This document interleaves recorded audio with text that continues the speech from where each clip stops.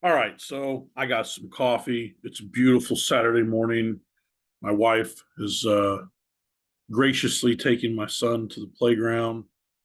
So let's talk about econometrics.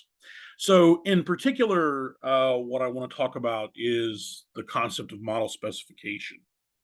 I find that from my own personal experience, this was one of the deeper intellectual things I had to learn about econometrics. And it took me a very long time to understand it. And I still, to this day, um, question myself whether I completely understand everything that's going on. And I most certainly do not understand everything that's going on. But when you learn econometrics, very often the focus ends up being on the techniques, the statistics, the definitional differences, the differences between cross-sectional time series and panel data from a computational perspective. And so when it comes time for someone to actually put together a research project, very often the regression models themselves end up being a little bit too basic, I guess would be a good word. Or at the very least, they were ill considered in terms of the reality of what we're doing. And I'll explain a little bit more of what I mean by that in a moment. But the premise of this particular video is imagine you're considering a particular research project, you have a hypothesis in mind. So you know what you want to test, some specific question. Again, I frame everything in terms of, the effect of X on Y. Whatever X is and whatever Y is, we can plug that in for that particular example and discuss that. So, by saying X and Y, we're just leaving it very general, and we'll slide in some real world examples throughout. So, I have some hypothesis, which is a process for which I'm going to test to see whether X affects Y. Now, recall that your null hypothesis is always that there is no effect, that X does not affect Y.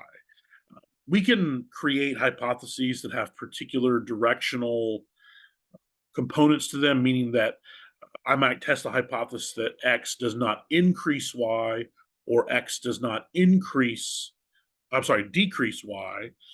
Or I could just leave it in terms of X has no effect on Y, whether that's positive or negative.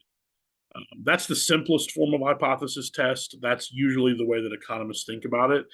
It isn't that we're not interested in the direction of the relationship. Usually we are, but it's just rather that from a hypothesis testing perspective, looking at it from one particular direction creates a statistical restriction.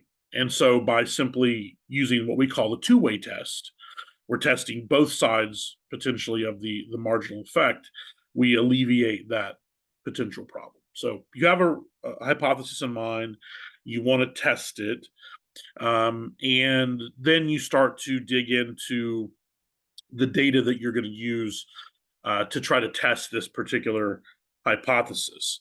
And that's where the model specification really starts to get important.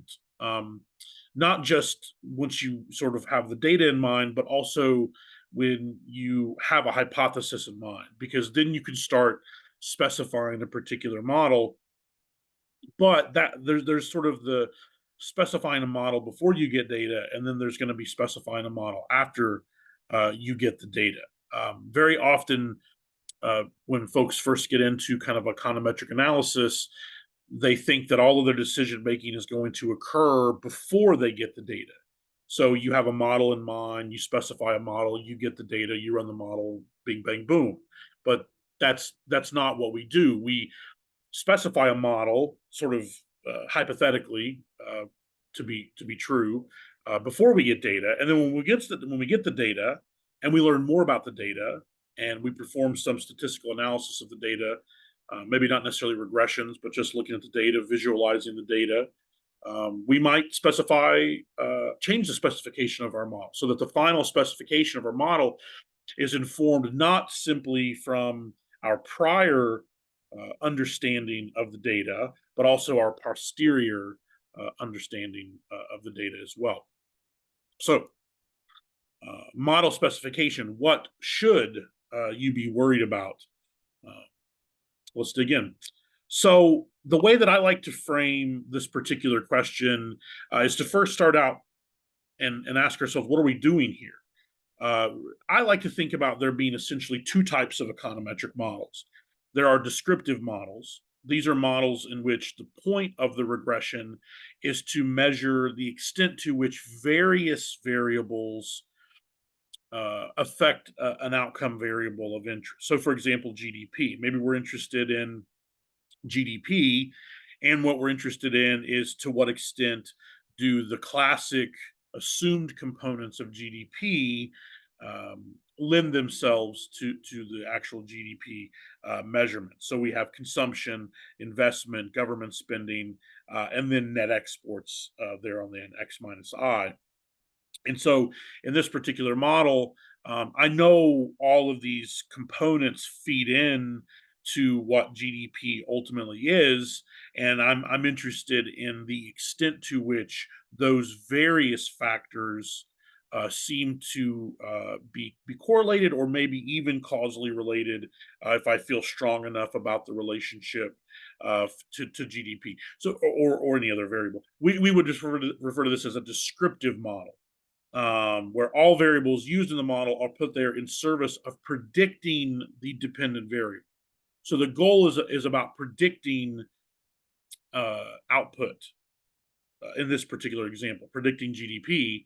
And we're going to look at what the various factors of the GDP model, to what extent they affect that GDP.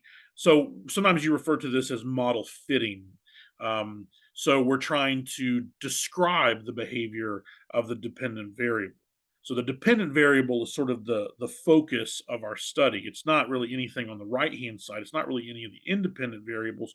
We're focused on the dependent variable, and then we're asking, okay, to what extent do we see correlations amongst these other particular variables? And then, like I said, if we feel strong enough, we might even sort of, cater to the belief that these could be causally related as well.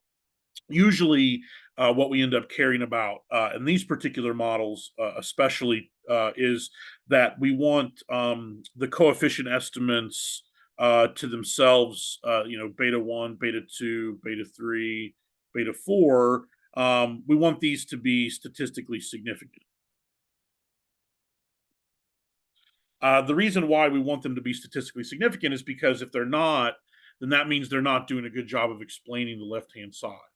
So very often the goal of a model fitting exercise is to only put variables into the model because they come up as statistically significant, and you have some other reason to believe that they should be there. So you might even, in fact, kick out a variable because it does not come up as being statistically significant when you actually run the regression.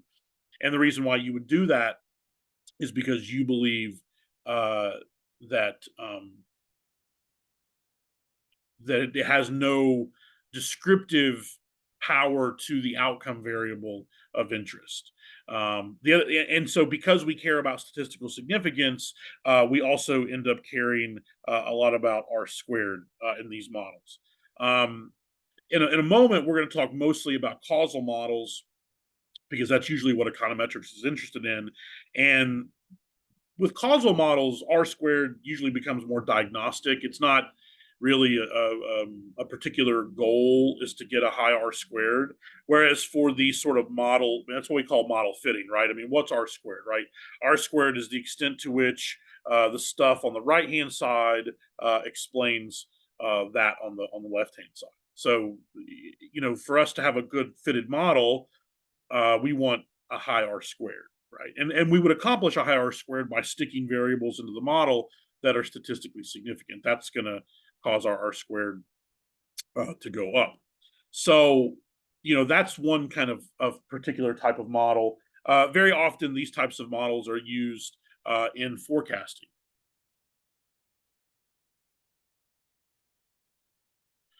Because the goal of forecasting is very often to understand the behavior of the dependent variable so that you can make predictions of that dependent variable on into the future. So that's usually what this particular type of model, let's say specification philosophy, is used for very often.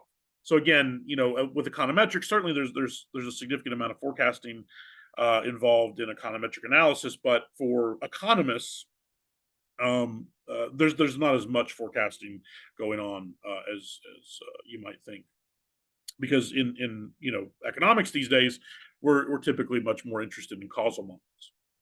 So for causal models, the goal is completely different. The goal is not to understand the behavior of the left hand side, the dependent variable, but rather to test a particular hypothesis about the relationship between the left hand side variable, the dependent variable, and usually just one, or maybe a couple of right hand side variables, so called independent variables. In fact, very often in causal models, we only refer to one of the variables on the right hand side as an independent variable, and we refer to the rest of the variables as covariates. And that underscores why those things are in the model. The independent variable of interest is in the model because we're trying to predict the causal relationship between that variable and its effect on the dependent variable. And then the covariates, the other variables that we might say the variables of non-interest, are in the model in service to refining that relationship of interest. So that relationship between the independent variable and our dependent variable. And then we put in covariates. Sometimes we refer to these as control variables into the model. Why do we do that? We do it for a specific reason. We do it because we're trying to refine the estimate of the relationship between the independent variable and the dependent variable. So in this particular case, obviously we're trying to refine that measurement of B1 or beta 1. What do we mean by sort of refining that particular measurement? Well, if you recall from our previous discussions about the statistics of econometrics, you'll know that the basic idea here is that B1 in this particular model represents an estimate of a population effect. So B1 is a sample estimation, but the goal of the sample estimation is to estimate the population effect, the true effect. So in this case, maybe our question is the effect of capital gains taxes on GDP, that specific question. And so the null hypothesis would be that capital gains has no effect on GDP. The alternative hypothesis would be that the capital gains does have some effect on GDP. And so to test for that, we would specify an econometric model. And the goal of that model is to estimate B1 here. And under some statistical properties and statistical laws, most notably the law of large numbers, as well as the law of iterated expectations. What we have is a statistical idea or concept, or even fact, if you will, that says that there is a true effect, there is a true B1 out there, and under various assumptions, what we have is that beta B1, which is the sample estimate, is going to converge to, we'll just do big B1 here. Big B1 is the actual population effect. So when we say refinement of the coefficient estimate or refinement of the estimation of the marginal effect, of the independent variable on the dependent variable, what we mean is that we're taking advantage of this statistical reality that the sample coefficient estimate will converge to the true effect under various statistical assumptions, which we've discussed previously. And so everything that we do in our model is in service to that. That includes data selection. The type of data that we get should also be in service to these particular questions that we're interested in. I mean, if you know the big thing, of course, with the law of large numbers and its statistical properties is that sample sizes are really important. So one of the things that tends to happen is that as our sample sizes go up, as long as our samples are representative generally of the population, then we feel that's one way that we might refine an estimate of B1, right? So if we have like a low sample size data set and then a high sample size data set, and let's say both those data sets we believe are equally representative, but one just happens to be larger in terms of sample size, we would have some reason to believe that the larger sample size is going to get us closer to that population effect. Just as a particular example. Well, what's also going to get us closer to that true population effect is our ability to deal with confounding and mediating. These become incredibly important to our ability to specify a model that makes us feel good about that estimate of B1. That's what we mean by refinement. So the way that I think about it is we sort of start from this process of I want to estimate B1 and I want to get my estimation of B1 as close to the true B1 as possible. And I use statistical concepts to do that. One weak way to do that is sample size, right? Sample size only gets us part of the way there, but it gets us some part of the way there. The other things that get us there are a well-specified model. So what do we mean by specified model? We mean the other variables that you put into the model. And also, as we'll learn, the consideration of the underlying relationships of interest, most notably whether they're potentially nonlinear. But for now, when we talk about things like confounding and mediating, those refer to the placement of these additional variables, those covariates I had previously mentioned in the model, who are in the model not because we're actually interested in their coefficient estimates. So we really don't care too much about beta 2 and beta 3. In fact, ultimately, if our model specification is all about estimating B1, we really can't even trust the estimates of B2 and B3, which is a little weird to hear maybe for the first time, but the control variables, the covariates in the model just really don't end up being super important. And so they're there in service to the estimation of B1. So B2 and B3 just end up not being.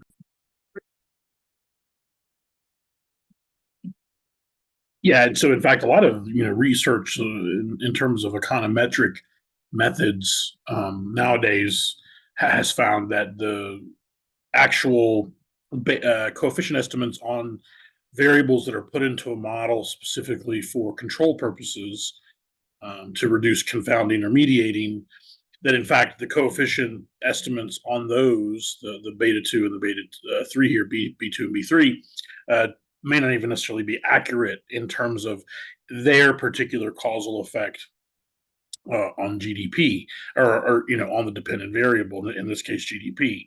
So in other words, when you specify a model relative to a particular potential causal relationship, and here the effective capital gains tax on GDP, then the other variables in the model are put into that model so that our measurement of B1 is closer to the population or gets closer to the population effect. And so the focus of the other variables in your model in terms of their causal effects is absent. We're not really interested in their causal effects, nor would their coefficient estimates in a model not specifically attempting to estimate their causal effects, would that be accurate in terms? So beta 2 and beta 3 would not necessarily be accurate representations of the causal effect of investment and interest rates on GDP, because they were put into the model in service to the causal effect of the capital gains tax, for example. Um, so, generally, that's the way that we attack it from a causal perspective. And so that's just the general philosophy of those kind of two types of model specification, sort of broad categorizations.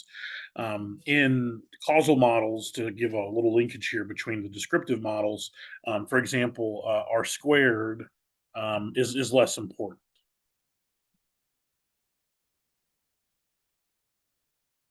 Because we're not building a model trying to explain the left-hand side. We're simply trying to estimate the effect of a particular variable on the right-hand side.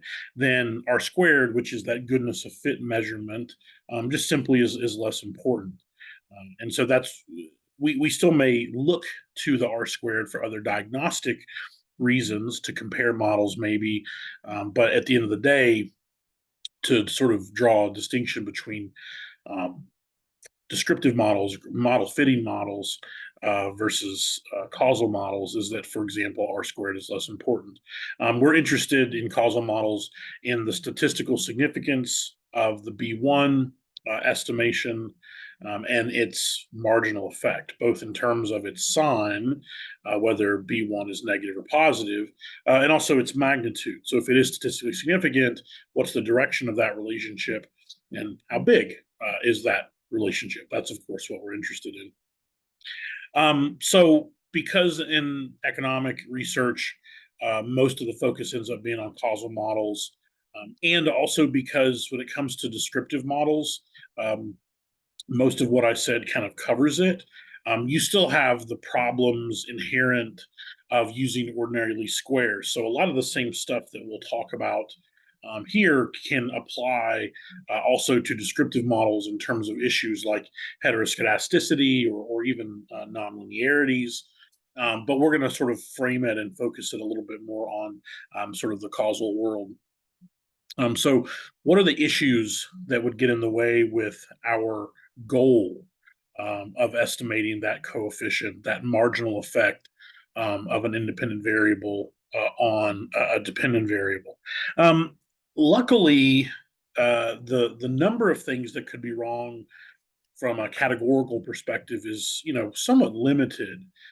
Now, that's not at all to suggest that specifying models is easy, and dealing with these things is ultimately easy. The presence of these problems could present intractable problems relative to the ability to estimate some underlying causal relationship. So, even though the number of potential problems might be somewhat limited in scope, the scale of those particular problems could be very large.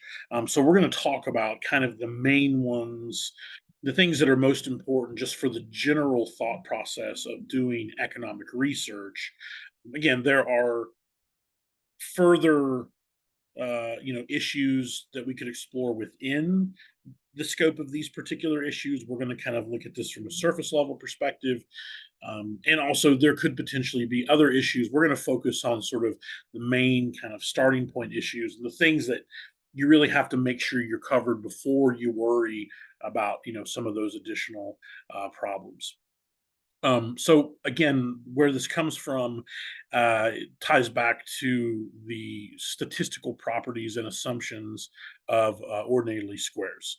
Anytime you run a regression, at the very least, you're going to look at the baseline ordinary least squares.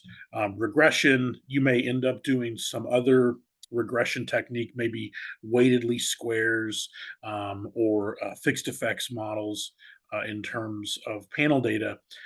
And so you'll always end up sort of comparing them back to kind of baseline ordinarily squares results. And so we still care about this stuff if ultimately our models end up being somewhat less basic OLS.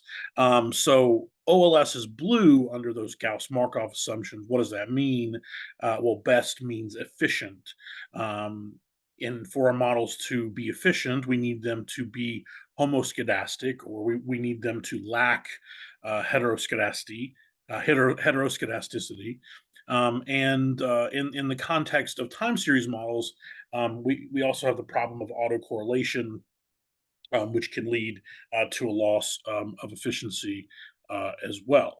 And so, from a model perspective, efficiency is something that we're concerned about, but in causal models, we're a little bit less worried, mainly because those issues are easily dealt with. Both the problem of heteroscedasticity as well as the problem of autocorrelation.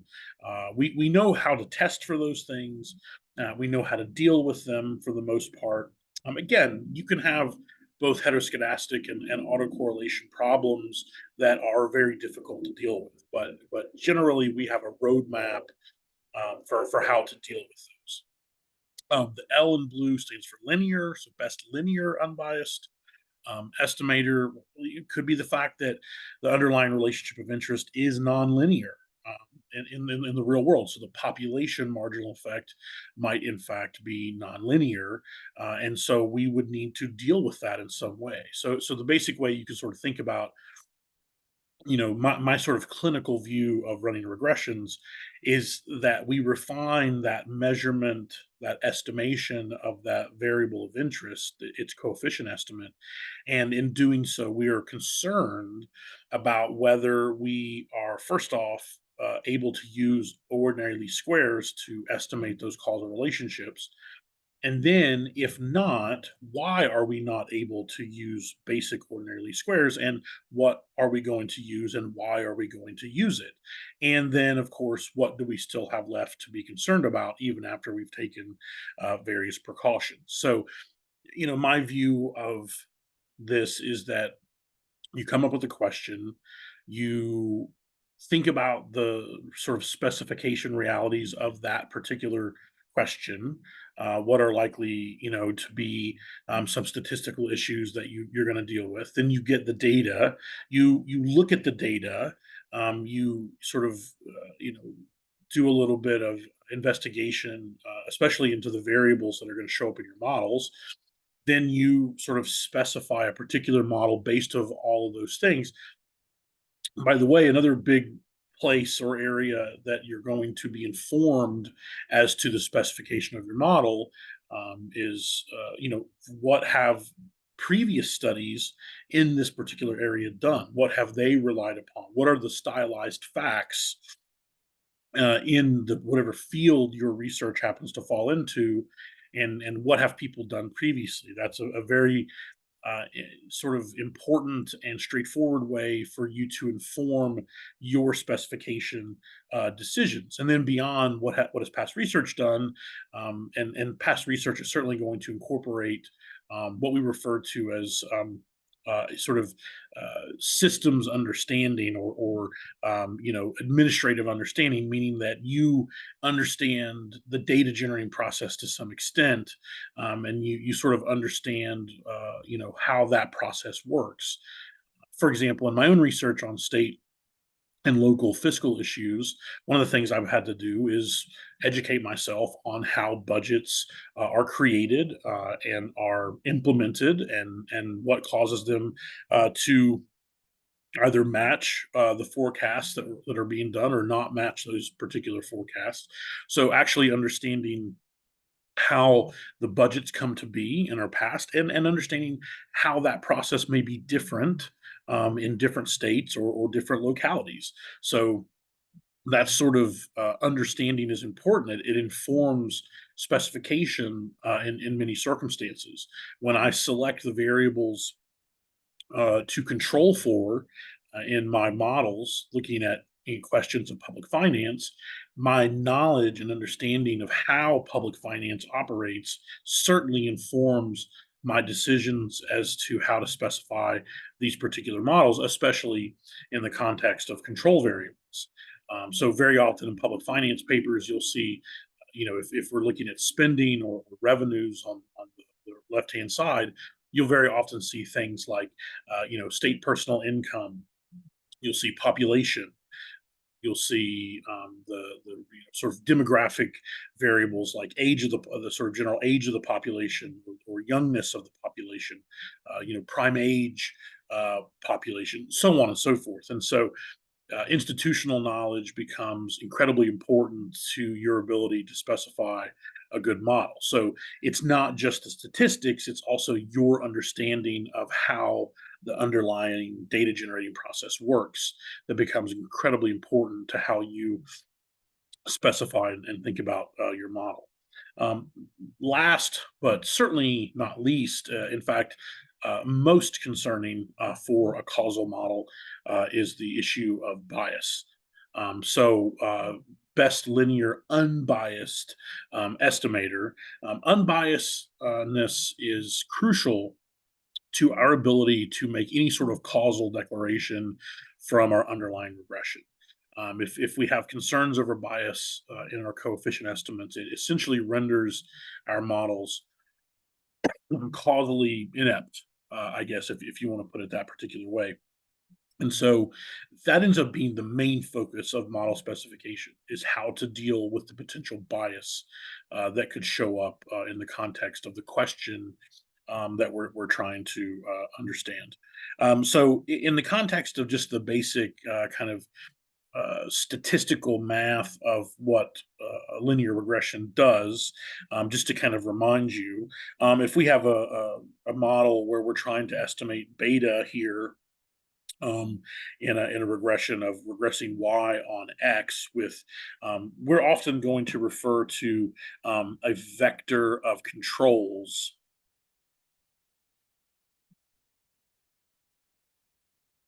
So z actually represents several variables, not just one variable. And those vector of controls are put into the model in service to the estimation of beta here. And so the ordinary least squares specification, it just simply ends up being the covariance between x and y divided by the variance in x. I mean, that ends up being the way in which the coefficient estimate is estimated in basic ordinary least squares. If we end up using other regression techniques, then the underlying statistical math changes. But in identifying the potential statistical problems that we might arise, it's really important to remind ourselves, what is the basic calculation of ordinary least squares. And so I want to kind of focus on this part here. So this first part here is just, this is the deviation in x. So we'll kind of call that like change in x. Then this is the deviation in y, change in y. Now, what do we mean by deviation here? What we mean is that xi is an observation of x. Xi bar is the mean value of x. So a deviation is a particular observation, how far it is away from the mean of that variable, and then that's the deviation. So it's all the deviations in x times all the deviations in y. That's the covariance of x and y, and then that's divided by the sample variance of x, which again is just the deviations in x. Why that is important is because when it comes time to specify our models, we're going to want to remind ourselves where the deviations come from, because it's going to be the source of those deviations that also underlies the sort of source of our potential statistical problems.